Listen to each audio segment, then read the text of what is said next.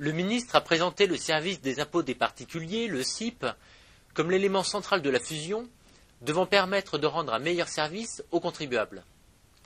Mais cette réforme s'installe dans un contexte de poursuite des suppressions d'emplois qui conduit à une réduction des moyens de fonctionnement des services et à une dégradation des conditions de travail et d'exercice des missions.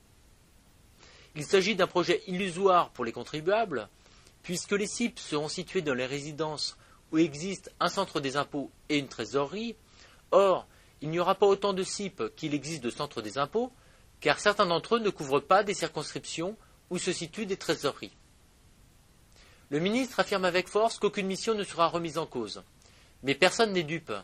Les nouvelles entités seront vite jugées en fonction d'indicateurs, fondés sur une logique coût-rendement, poussée à son paroxysme pour obtenir de nouveaux gains de productivité.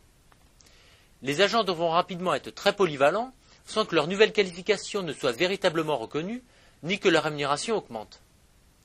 C'est pourquoi les sections parisiennes du SNUI, du SNADJ et de la CFDT ont procédé à leur manière à l'inauguration du premier SIP parisien, dans le 5e arrondissement, le 3 avril 2009. Le tract suivant a été remis aux contribuables. Aujourd'hui se met en place le service des impôts des particuliers, une structure dite unique pour traiter toutes vos démarches fiscales, comme si ce n'était pas le cas auparavant.